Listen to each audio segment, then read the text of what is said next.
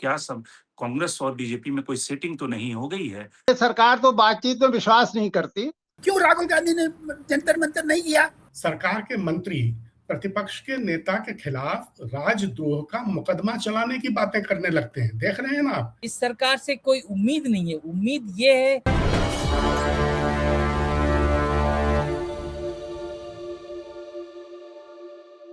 नमस्कार, स्वागत है आपका इस कार्यक्रम में। 30 तारीख के धरने के बाद आज तीसरा दिन है जब जंतर मंतर पर छात्रों का आंदोलन जारी है। आज की दो तस्वीरें हैं। पहली तस्वीर जहां पे सरकार कह रही है कि वो बातचीत के लिए तैयार हैं और साथ ही संसद में बहस करने को भी तैयार हैं, जिस भी नियम के तहत हो। यानी कि पहली उनकी कोशिश है कि 193 के तहत डिस्कशन हो, लेकिन अपोजिशन का कहना है कि जनमन मोशन के तहत इस पे चर्चा होनी चाहिए। साथ ही विपक्ष की शर्त है कि पहले धर्मेंद्र प्रधान का इस्तीफा भी होना चाहिए, तभी तो बातचीत या चर्चा का कोई मतलब है। अदरवाइज अगर सिर्फ चर्चा हो और इस्तीफा न हो तो इससे कोई बात बनेगी नहीं। वहीं विपक्ष की दूसरी जो तस्वीर है, विपक्ष आपस में ही लड़ रही है। यानी कि संसद में जब स्पीकर ने अलाउ किया कांग्रेस के सदस्यों को बोलने के लिए, और जिस तरह से केसी वेणुगोपाल ने बात रखी कि धर्मेंद्र प्रधान को इस्तीफा देना चाहिए, और साथ ही जो समाजवादी पार्टी के नेता थे उनको अलाउ नहीं कर रही थी सरकार, तो बाद में जब अखिलेश यादव को मौका मिला तो अखिलेश यादव ने ये बात उठाई कि क्या सब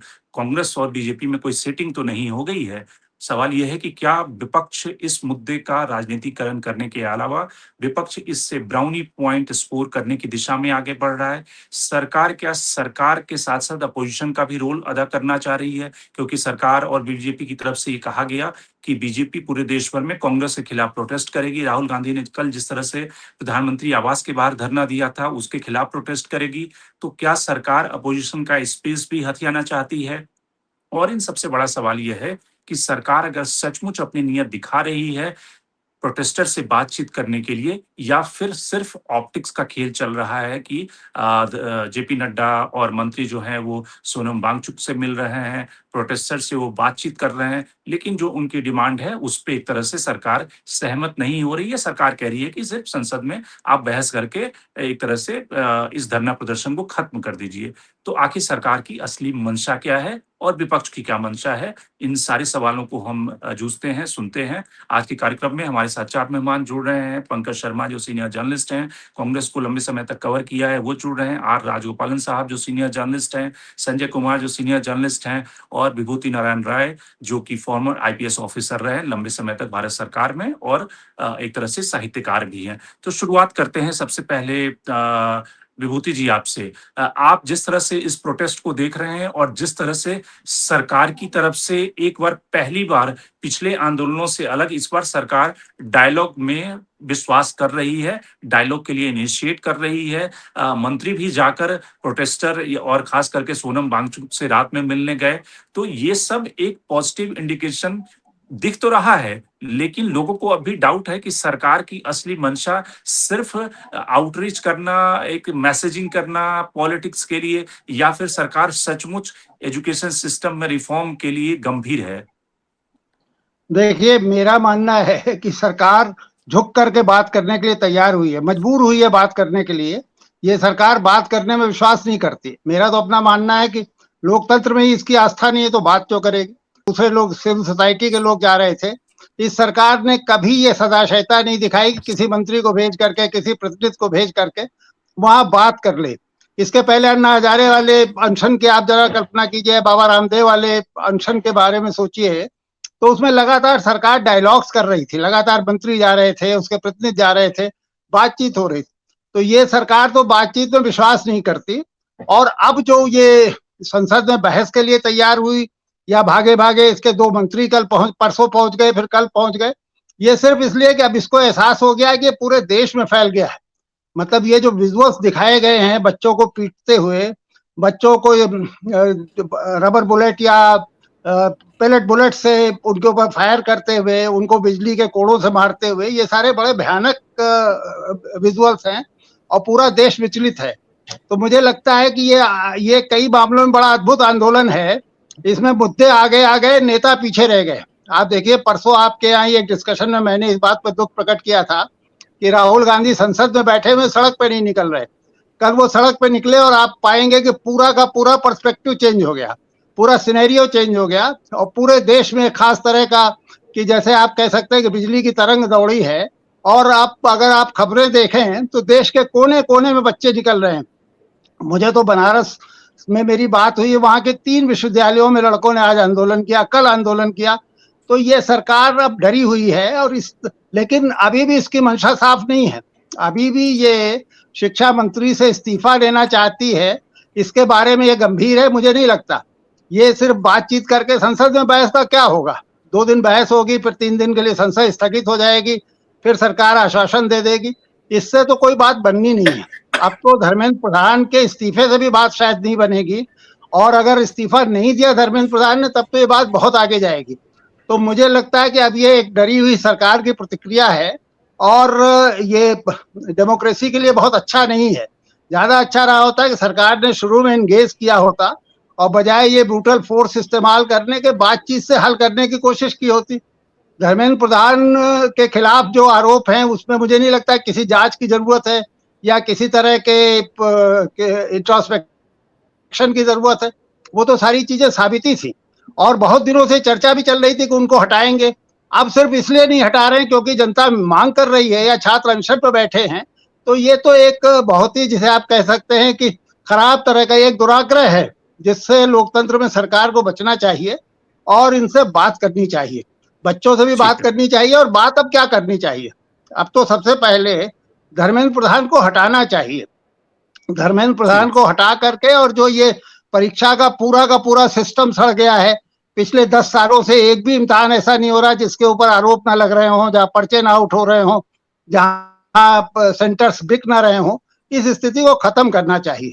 तो मुझे लगता है कि आंदोलन कई अर्थों में बहुत महत्वपूर्ण है और हमको इसके बड़े दूरगामी परिणाम देखने को मिलेंगे। जी, सरकार की अगर मंशा सचमुच एजुकेशन सिस्टम में रिफॉर्म करने का है, सवाल यहाँ धर्मेंद्र प्रधान के इस्तीफे का नहीं है। अगर कोई एक धर्मेंद्र प्रधान हट भी जाएंगे तो दूसरे धर्मेंद्र प्रधान आ जाएंगे, उससे व्यवस्था नहीं बदलेगी। अगर सचमुच जो एंगर है बच्चों में, तो उसके लिए आपके एजुकेशन सिस्टम में सचमुच रिफॉर्म की जरूरत है, ताकि हर व्यक्ति को, हर बच्चे को उसकी कैपेबिलिटी के हिसाब से रोजगार मिल सके। 2 घंटे में किसी की योग्यता अपना तय कर दें कि 150 मल्टीपल क्वेश्चन किसी ने हल कर लिए तो आईआईटी में उसका सिलेक्शन हो गया, नीट में सिलेक्शन हो गया। बच्चे की कैपेबिलिटी के हिसाब से, उसकी योग्यता के हिसाब से उसमें क्या संभावनाएं हैं, उसको और क्या एक्सप्लोर किया जा सकता है। तो एजुकेशन सिस्टम के रिफॉर्म की जरूरत है। सरकार को चाहिए था कि वो एक टास्क फोर्स बनाती, टास्क फोर्स बनाकर उसकी 2-3 महीने में रिपोर्ट आती और उस पर व्यापक चर्चा करके उस रिफॉर्म पर इम्प्लीमेंट करती। आपको लगता है कि सरकार सीरियस है इस मुद्दे पर? मुझे लगता है आम आदमी रोड पर देखने में सरकार ने जो भी आजकल कर रहे हैं, नेशनल एजुकेशन पॉलिसी लेके आया है कस्तूरी रंगन साहब का अध्यक्षता में, हर पार्टी हर मौके पर करती है। इंदिरा गांधी प्रधानमंत्री थे, जरूर इस्लाम करके उनकी जो वेस्ट बंगाल में मिनिस्टर थे, उन्हीं का अध्यक्षता में नेशनल एजुकेशन पॉलिसी लेके आया।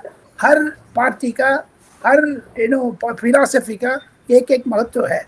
धर्मेंद्र प्रधान का जो गलती है, 3 बार 4 बार पेपर लीक हो गया, उसको ऊपर सरकार कार्रवाई करना चाहिए था, कार्रवाई किया है। एग्जामिनेशन कंडक्ट किया है, एयरफोर्स मिलिट्री लगा करके, आर्मी लगा करके, तमाम जगह पर पेपर्स भिजवा करके इस बार लीक का बंद किया है। प्रधानमंत्री ने आश्वासन भी दिया है 2027 का नीट एग्जाम बड़ा प्रूफ में होगी करके। लेकिन सरकार में जो भी है, यूपीएससी के मॉडल पर इसको भी, नीट को भी करना चाहिए। यूपीएससी का ऊपर एक उंगली भी अभी नहीं हटाया, जो भी सरकार हो, इंद्र कुमार गुजराल हो, देवेंद्र गौड़ा हो, पीवी नरसिम्हा हो, लेकिन उधर जितना सिस्टम है इतना सिस्टम लेके आना चाहिए। इन नक्सल आई टेल यू, ये राजनीतिक प्रेरित है। मिस्टर धर्मेंद्र प्रधान इस्तीफा देने के बाद सरकार ने अकल में आ जाएगा। एक चीज है, आज हम लोग बात करने टाइम पर पंजाब में फार्मेसी पेपर का लीक हो गया, दक्षिण भारत में आंध्रा में एक पेपर लीक हो गया। ये कह सकते हैं भगवत सिंह मान इस्तीफा दे दो, रेवंत रेड्डी इस्तीफा दे दो, डीके शिवकुमार इस्तीफा दे दो, सतीशन इस्तीफा दे दो? ये तो नहीं होने वाले। हर सिस्टम में कांग्रेस टाइम पर लीक नहीं हुआ, 32 टाइम्स हुआ यूपीए टाइम पर। ये भी मन पर रखना है। In natural I tell you, ये स्टूडेंट्स एजिटेशन का पॉलिटिकल पार्टी ने हाईजैक कर दिया है। कल दिन में 3 बजे मिस्टर मल्लिकार्जुन खड़गे के जन्मदिन का केक काटने के रूप में सब लोग इकट्ठा करने के उधर से विदाउट पुलिस परमिशन आने वाले प्रधानमंत्री shadow prime minister Rahul Gandhi माना जाता है, वो विदेश से परसों सुबह आया, प्रधानमंत्री के घर के सामने जा करके आंदोलन करने शुरू कर दिया। उन्होंने इतना गलती भी किया है, हाथ में ये रबर बैंड लगा करके जिसमें आपने जो टैग टाई कहते हैं, जिप टैग टाई, उसमें कांटा होते हैं, पुलिस वाला पकड़ेगा उसको खून दिखाया। ऐसे ऐसे को क्रिमिनल एक्ट करना विपक्ष नेता का शोभा नहीं देते हैं। सरकार में टूटने का संभावना नहीं है, अपोजिशन टूट गया। आज ही देखो प्रधानमंत्री से सुप्रिया सुले एंड मिस्टर शरद पवार मिल करके आया। ये क्या आज पार्लियामेंट में अखिलेश यादव कांग्रेस के खिलाफ बोल रहे हैं, आम आदमी पार्टी कांग्रेस के खिलाफ बोल रहे हैं। देयरफॉर स्टूडेंट्स प्रॉब्लम का राहुल गांधी हाईजैक करना चाहते हैं। परसों आए थे विदेश से, कल सुबह विदेश जाएगा। ऐसे ही एनआरआई एलओपी का जरूरत नहीं है इंडिया में।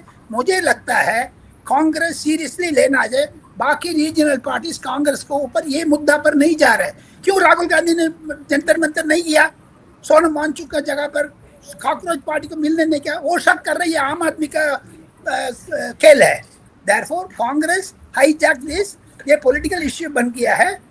शरद पवार आज प्रधानमंत्री से मिलने के बाद मुझे आशंका है कल डिबेट होगा नहीं होगा भगवान जाने। ये सरकार को हक भी है, विपक्ष को हक भी है, स्पीकर लोकसभा दोनों को मिल करके इस इश्यू को सुधरना चाहिए। पंकज जी, ये जो सवाल राजगोपालन जी उठा रहे हैं वो सारे लोग भी सवाल उठा रहे हैं, और आज तो अखिलेश यादव ने भी वो सवाल संसद में ही उठाया कि क्या कांग्रेस की सेटिंग तो नहीं हो गई है। तो किसी भी इस तरह की एजिटेशन में जिसमें कि एक्चुअल में अगर बच्चों का गुस्सा है उसका भी कोई पॉलिटिकल माइलेज लेने के लिए, उसको भी दुहने के लिए लोग तैयार हैं पॉलिटिकल पार्टियां।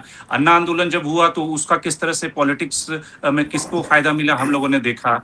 अब इस आंदोलन में भी लोग उसकी पॉलिटिक्स से अपनी अपनी गोटियां सजाने में लग गए हैं। तो क्या इस बार भी जो यूथ है उनको भी सारी पॉलिटिकल पार्टियां उसी तरह से धोखा देंगी जिस तरह से अन्ना आंदोलन में धोखा दिया था? देखिए, कोई पॉलिटिकल माइलेज नहीं ले रहा है। कोई भी एक मुद्दा होता है, उसका अपना एक सामाजिक आयाम होता है और एक राजनीतिक आयाम होता है। लोकतंत्र की ये दो बहुत महत्वपूर्ण आयाम होते हैं।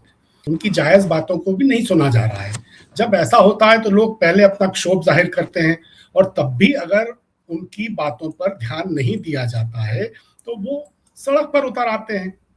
अब ये स्थिति यहाँ आ गई है कि वो सड़क पर उतर आए, नारेबाजी करके हुकूमत का ध्यान अपने मसले की तरफ आकर्षित करने की कोशिश कर रहे हैं। हर आंदोलन का जो मूल स्वभाव होता है वो शांतिपूर्ण होता है, अहिंसक होता है। जब भी किसी आंदोलन में थोड़ी बहुत तोड़फोड़, हिंसा, पत्थरबाजी या आगजनी जैसी घटनाएं होती हैं तो या तो वो जानबूझकर की गई किसी प्रायोजित गतिविधि की वजह से होती हैं, या पुलिस के अनावश्यक बल प्रयोग का नतीजा होती हैं। कोई भी जनोन्मुखी सरकार जो होती है वो हमेशा आंदोलनकारियों के मुद्दों को, उनकी दलीलों को समझने की और उनका समाधान निकालने की कोशिश करती है। अब से 12 साल पहले तक हमारे देश में भी यही हुआ करता था, मगर अब बदनसीबी यह है कि मौजूदा सरकार का माइंडसेट पूरी तरह अलग है। उसको लगता है कि लोग या तो मौज मजे के लिए आंदोलन करते हैं, या फिर आंदोलनों के पीछे जरूर कोई षड्यंत्र है, या आंदोलन का मकसद सरकार गिराना है। तो आज एक ऐसी सरकार है जो अपने खिलाफ हो रहे अन्याय का मुद्दा उठाने वाले लोगों को उनका मखौल करने के लिए आंदोलन जीवी कहती है उनको। उससे भी आगे जाकर अपने इकोसिस्टम को ये प्रचार करने पे लगा देती है कि आंदोलन करने वाले देशद्रोही हैं। फिर एक कदम और आगे जाकर सरकार के मंत्री प्रतिपक्ष के नेता के खिलाफ राजद्रोह का मुकदमा चलाने की बातें करने लगते हैं। देख रहे हैं ना आप? तो जब मन में इस तरह के शरारतपूर्ण मंसूबों की परतें जमी हों, जब आप ही अपने देशवासियों को देश का दुश्मन समझने की बीमार मानसिकता से ग्रस्त हों, तो समाधान कहां से निकलेंगे? समस्याओं के समाधान तो तब निकलते हैं जब सरकार अपने को जनता का प्रतिस्पर्धी नहीं, जनता का अभिभावक समझती हो।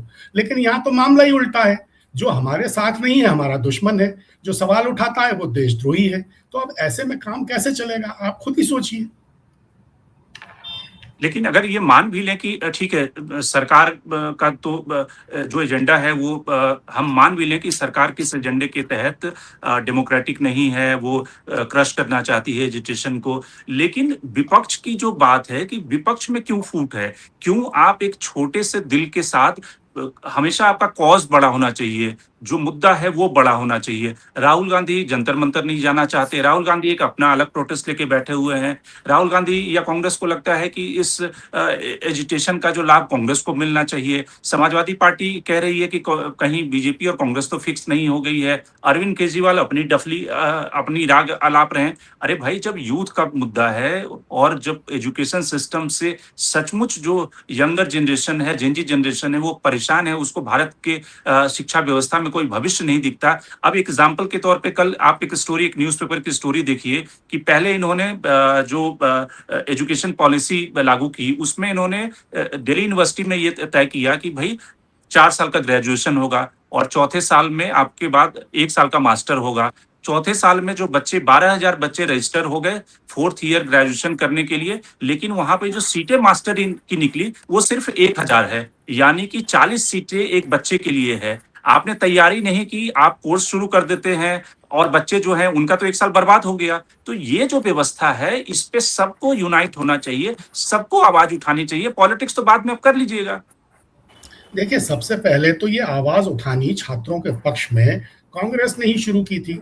अब अगर इसमें कुछ राजनीतिक दलों को ये लग रहा है कि वो पिछड़ रहे हैं, वो इस तरह की बातें कर रहे हैं, तो ये उन पर जिम्मेदारी है कि वो इस एकजुटता को बनाए रखें। अब ये समूची शिक्षा व्यवस्था अगर इतनी खोखली हो गई है तो कोई तो इसकी जिम्मेदारी ले। प्रधानमंत्री जी नहीं लें तो कम से कम शिक्षा मंत्री लें जिम्मेदारी, उनसे तो इस्तीफा लिया जाए। लेकिन नहीं, सरकार की जिद है कि चूंकि आप शिक्षा मंत्री का इस्तीफा मांग रहे हैं तो अब तो हम उनको बिल्कुल नहीं हटाएंगे, मेरा गधा पहलवान। अरे, अगर विपक्ष हमारे किसी व्यक्ति का दोष सिद्ध कर देगा तो हम उसे और ज्यादा संरक्षण देंगे, ये अगर नियत है तो फिर कहना ही क्या है। धर्मेंद्र प्रधान हो, नितिन गडकरी हो, मोहन यादव हो, ब्रजभूषण सिंह हो, जिस पर दोष लगे, जिस पर आरोप लगे, उसको सरकार और संरक्षण देने लगती है। पहले जरा से आरोप लगने से मंत्रियों का इस्तीफा ले लिया जाता था। नेहरू जी के जमाने में टीटी कृष्णमाचारी पर LIC मुंदड़ा मामले में छींटे उछले, उनका इस्तीफा हो गया।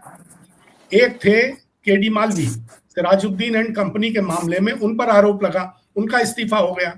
नरसिम्हा राव के वक्त की आपको याद होगी, बी शंकरानंद का नाम हर्षद मेहता मामले में हल्का सा आया, उनका इस्तीफा हो गया। रामेश्वर ठाकुर थे वित्त राज्य मंत्री, स्टॉक घोटाले की जांच रपट में उनके नाम का जिक्र भर हो गया, उनका इस्तीफा हो गया। कल्पनाथ राय थे, चीनी घोटाले में उनका नाम आ गया तो उनका इस्तीफा हो गया। मनमोहन सिंह जी के जमाने में 2G स्पेक्ट्रम मामले में ए राजा का नाम आया, इस्तीफा देना पड़ा। दयानिधि मारन का नाम आया, इस्तीफा देना पड़ा। भ्रष्टाचार के एक बड़े पुराने मामले में वीरभद्र सिंह जी का नाम आया, उनको इस्तीफा देना पड़ा। रिश्वत खोरी के मामले में रेल मंत्री थे पवन कुमार बंसल, उनके तो भतीजे का नाम आया तो उनसे इस्तीफा ले लिया गया। अश्विनी कुमार थे, उन पे आरोप लगा कि उन्होंने CBI की जांच में दखल दिया है, उनका इस्तीफा हो गया। फिर वोल्कर इसमें जो सरकार का नाम आया, उनका इस्तीफा हो गया। तो ये इसमें सरकार का तर्क ये पंकज जी की, हाँ, इसमें सरकार का तर्क है कि धर्मेंद्र प्रधान ने कोई नीट के पेपर लीक नहीं कराए हैं। वो जो नीट के जो पेपर जिन लोगों ने लीक कराया है उनको पकड़ा गया है, उनके खिलाफ कार्रवाई हो रही है और सरकार अकाउंटेबिलिटी फिक्स कर रही है, सिस्टम में कैसे और अकाउंटेबल बनाया जाए। राजगोपालन जी को जवाब देना चाह रहे हैं, उसके बाद संजय के पास आते हैं। सारा आधा लोग तो मर चुके हैं उसमें, लेकिन जिंदा है। रेवंत रेड्डी के ऊपर पंकज शर्मा का क्या जवाब है? भगवत सिंह मान के ऊपर क्या जवाब है? सतीशन के ऊपर क्या जवाब है? दूसरी चीज है शंकर जी, मुझे लगता है कंडीशन में पार्लियामेंट नहीं चलती है। एक सेकेंड, कल जंतर मंतर के सामने सोशल मीडिया में आप देखो, प्रधानमंत्री को मार दो, एक लड़की बोल रही है। दूसरा, डिमोलिश द पार्लियामेंट कह रहे। ये लोग क्या कांग्रेस समर्थन करती है क्या उसको? सेकेंड थिंग, गवर्नमेंट अग्री कर दिया डिबेट में, फिर दूर क्यों जा रहे? कांग्रेस को टाइम दे दिया, अखिलेश यादव क्यों चिल्ला रहे? सेकेंड, एक अखिलेश यादव का MP मुझे सुबेरे बताया, राज्यसभा में माता जी बैठती है, लोकसभा में बेटा बेटी बैठती है, दोनों मोनोपोली करके सरकार का खटखड़े में कर दिए। अपना बैठना जो नरेंद्र मोदी का 13 साल से क्यों बैठा, मैं आकर के बैठना हूँ, ये गुस्सा से कर रहे। परसों यूपी में इलेक्शन आ रहे, परसों मिस्टर भगवत सिंह मान का चुनाव आ रहा है, मध्य प्रदेश में आ रहा है चुनाव, राजस्थान में आएगा अगले साल। सो देयरफॉर उसी के लिए नैरेटिव शुरू कर रहे। ये चीज सारे के सारे स्टूडेंट एजिटेशन नहीं है, इसके विदेशी ताकत से राहुल गांधी बलिकड़ा बन गया। Something is coming. Rahul Gandhi क्यों बार बार विदेश जा रहे, परसों भी जाएगा। देयरफॉर इसका फॉरेन हैंड है इस स्टूडेंट्स एजिटेशन में, कांग्रेस उसको जिम्मेवारी है। संजय, आपको लगता है कि ये जो एजिटेशन है जिस डायरेक्शन में बढ़ रहा है, क्योंकि उसमें दो तरह की चीजें हो रही है, जो कॉकरोच जनता पार्टी का कोई वैसा इन्फ्लुएंस नहीं है एजिटेशन के ऊपर लीड करने का, और इस एजिटेशन में कोई वैसी मोरल अथॉरिटी नहीं है जो कि जिनकी बात लोग सुने, प्रोटेस्टर सुने, जैसे कि अन्ना आंदोलन में फिर भी एक अन्ना का इन्फ्लुएंस था, या उससे पहले के जो बड़े आंदोलन हुए, जेपी का आंदोलन था, जेपी की एक मोरल अथॉरिटी थी। इन बच्चों की कोई मोरल अथॉरिटी नहीं है, और उसमें तमाम तरह के गुस्सा तो है। जो यंगर जनरेशन वहां पर खुद से जा रहे हैं, उनको कोई भाड़े पे लेके ट्रक में, बस में बिठा के नहीं आ रहा है, लेकिन उनमें बहुत सारे ऐसे भी लोग होंगे जो कि उस भीड़ की शक्ल में आ जाएंगे और उसके बाद उपद्रव करेंगे, जैसे 20 तारीख को भी कुछ इस तरह की घटनाएं हुई। वैसी स्थिति में आपको लगता है कि सरकार के लिए बड़ा आसान होगा कि जैसे ही ये घटना होगी उस आंदोलन को ब्रांड कर देगी, डिस्क्रेडिट करेगी? आपको लगता है कि उस डायरेक्शन में ये मूवमेंट बढ़ेगा, या इनमें से कोई लीडरशिप इवॉल्व होगी जो इस एजिटेशन को, इन मुद्दों को, जो एक्चुअल में जो छात्रों के मुद्दे हैं, उनको लेकर आगे एजिटेशन चलेगा? देखिए, वेरी फैक्ट कि जो ये लीडरलेस मूवमेंट है, एक प्लेटफॉर्म है कॉकरोच जनता पार्टी, उसके अंतर्गत लोग आके प्रोटेस्ट कर रहे, एक प्लेटफॉर्म मिल गया। ये अपने आप में दिखाता है कि अभी देश में इस सरकार के खिलाफ कितना डिसकंटेंटमेंट है, कितना रोष है, कि लोग दूर दूर से अपना जॉब से छुट्टी लेकर, स्कूल कॉलेज से छुट्टी लेकर लोग आ रहे हैं इस प्रोटेस्ट में, रात गुजार रहे हैं। लोग कहाँ से, आप देखेंगे जंतर मंतर पे अगर आप विजिट करें तो लोग स्विगी जोमेटो से गुवाहाटी, बॉम्बे, कहाँ कहाँ से ऑर्डर करके इस मूवमेंट को कंटिन्यू रखने के लिए इन्वेस्ट करें कि आप उनको खाना खिलाओ, सब चीज़। तो दैट मीन्स कि ये एक चीज़ तो साफ है, सरकार कुछ भी करे, ये सरकार विश्वास नहीं करती डायलॉग में, डेमोक्रेसी में, इंगेजमेंट में विश्वास नहीं करती, डेमोक्रेसी के जो होता है जो पहलू, उसको कि जो जीत हार दोनों डेमोक्रेसी की ही जीत होती है, उसमें विश्वास नहीं करती। तो ये सरकार डायलॉग में नहीं जाएगी। ये सरकार अभी भी नहीं, डायलॉग मानती में है। तो, डायलॉग करने के लिए तो वो पहल कर रहे हैं आज देखिए, भी। वो जेपी नड्डा, वो आपको लग रहा है सिर्फ ऑप्टिक्स है, एक्चुअल में वो डायलॉग नहीं हो देखिए, रहा है? एक ऑप्टिक्स, सरकार ये ऑप्टिक्स करे, एक सीरियस नहीं है एक्चुअली। क्या देखिए, अगर आप कोर्स करेक्शन करना चाहते तो करते, पहले करते।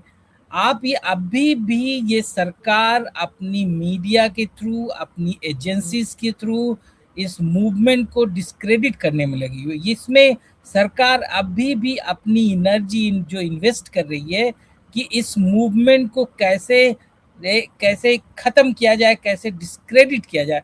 ये इस मूवमेंट का जो जेन्युइन सवाल है, जो प्रश्न है, उसको एड्रेस करने की कोशिश नहीं कर रही है, और ये नहीं कर पाएगी बिकॉज इनके जीन में नहीं है, इनका जेनेटिकली वो मेकअप नहीं है कि वो ये एक जो डेमोक्रेसी को ये नॉर्मल वे में, एक ऑर्गेनिक वे में चलने दे। देखिए, ठीक है। हर एक गवर्नमेंट मिस्टेक करती है, हर एक गवर्नमेंट अपने पॉलिसी में की खामियां होती है, हर एक मिनिस्ट्रीज में फॉल्ट्स आते हैं। जैसे यूपीए में भी बहुत सारे मिस्टेक्स हुए, मिनिस्टर्स रिजाइन किए, अकाउंटेबल बने। यहाँ उस अकाउंटेबिलिटी की बात नहीं। आप देखिए, सिस्टमेटिक रूप से ये गवर्नमेंट ने कभी भी जितने भी मसले आए, चाहे वो डिमोनेटाइजेशन हो, चाहे वो आप रफाल का डील हो, चाहे आप ये फंडिंग की बात हो, चाहे प्राइम मिनिस्टर केयर फंड्स की बात हो, कहीं भी कोई ट्रांसपेरेंसी मेंटेन नहीं की। आप ये सरकार हमेशा एक ऐसे रवैये से चली कि वो अब चीज़ों को मैनेज करेगी। ये मैनेजमेंट में विश्वास करती कि कैसे ये इस मैनेज करके चीज़ों को हैंडल करेगी। यहाँ पे ये फेल हो रही है। तो इसलिए मुझे इस सरकार से कोई उम्मीद नहीं है। उम्मीद ये है कि ये एजिटेशन सरकार को फोर्स करेगा कि कुछ स्टेप्स ले, कि जो they should be seen acting, behaving in a democratic manner. आज देखिए, प्राइम मिनिस्टर वगैरह मतलब कि कोई उनका उनका उनका हाव भाव, अगर जो विजुअल्स आ रहे हैं, कोई शिकन नहीं चेहरे पे। प्रॉब्लम क्या है, ये गवर्नमेंट अब समझ गई है कि we can rule this nation without people.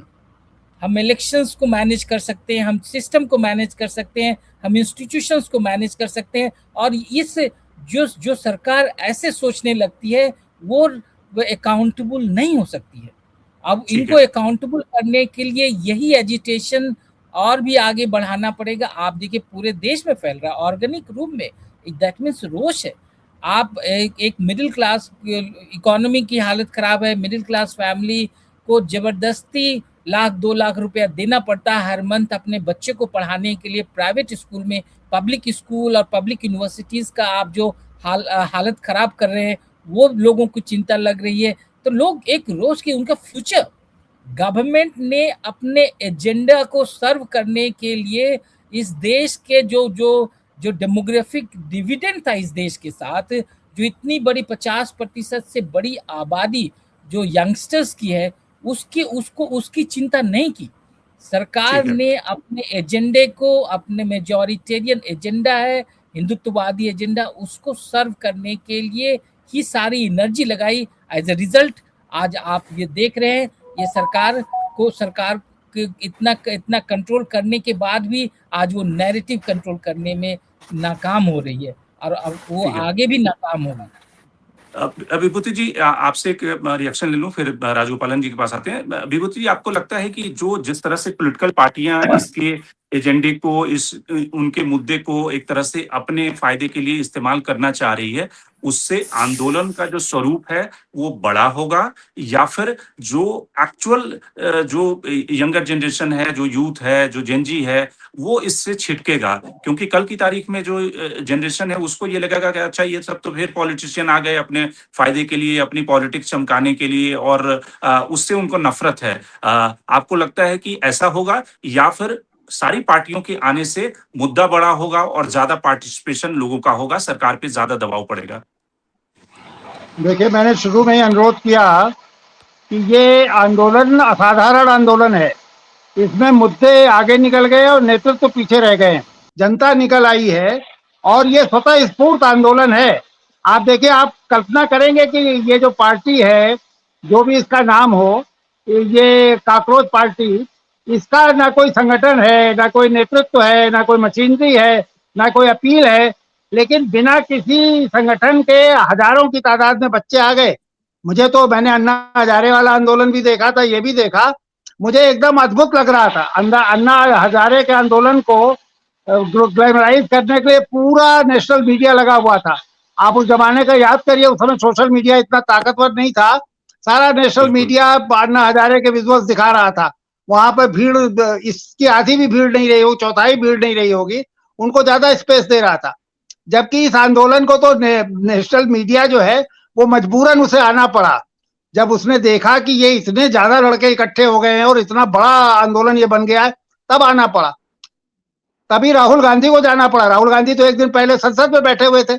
उन्हें तब समझ में आया कि ये तो बहुत बड़ी चीज हो रही है, ये एक ऐसी असाधारण चीज है जिसे अगर वो नहीं समझ पाएंगे तो इसका मतलब भारतीय राजनीति नहीं समझ सकते।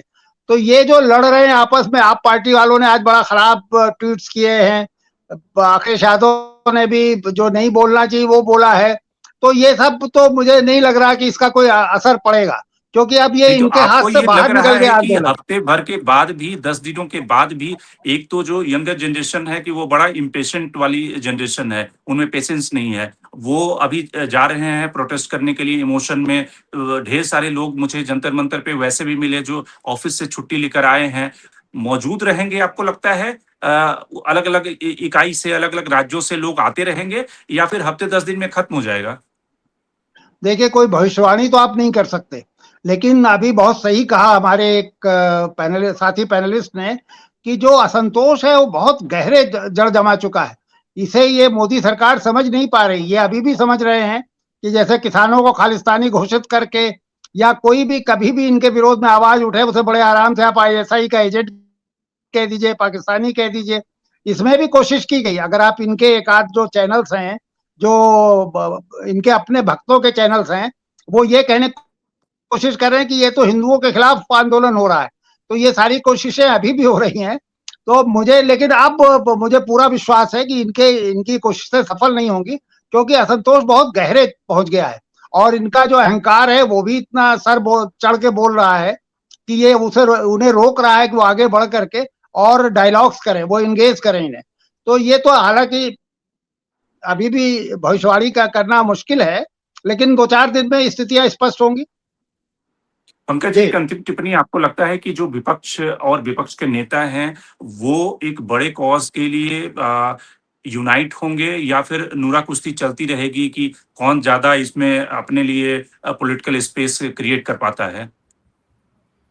नहीं, मुझे लगता है कि ये बड़ा गंभीर मुद्दा है और विपक्ष भी इसकी गंभीरता को समझता है।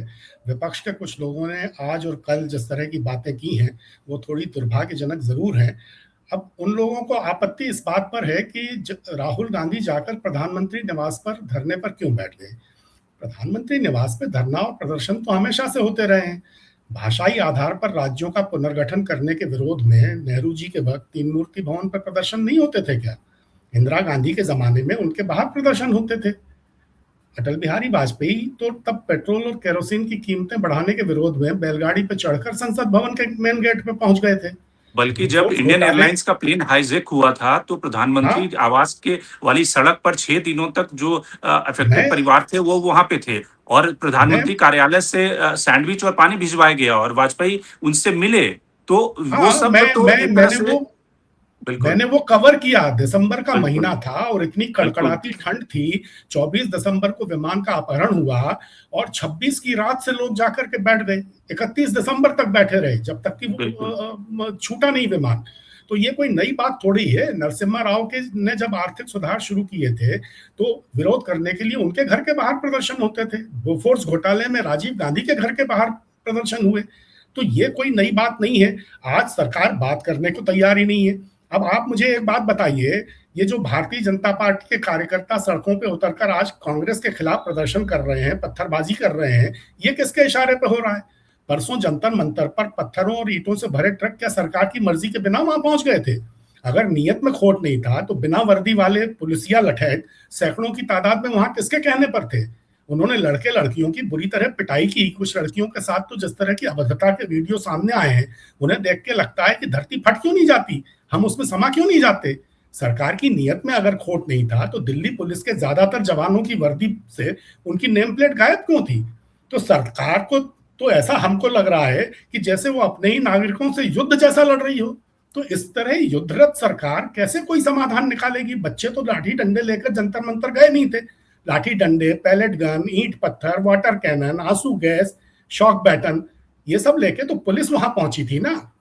तो इन सब मुद्दों को गंभीरता से सरकार को भी लेना चाहिए और विपक्ष मुझे लगता है इन मुद्दों को बहुत गंभीरता से लेगा और छोटी छोटी चीजों में अपनी एकजुटता खत्म करके छात्रों के आंदोलन का जो पुरजोर समर्थन है उसमें कोई कमजोरी नहीं आने देगा।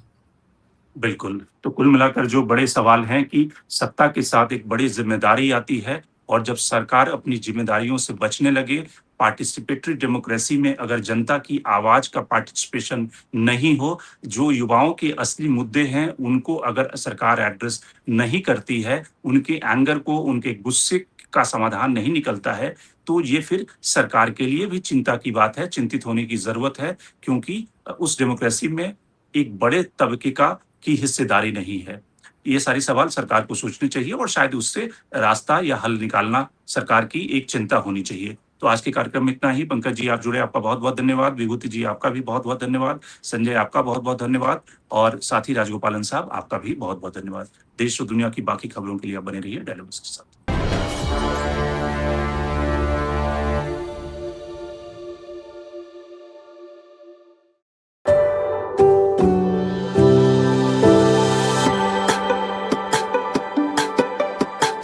Every book has a journey, and every author has an untold story.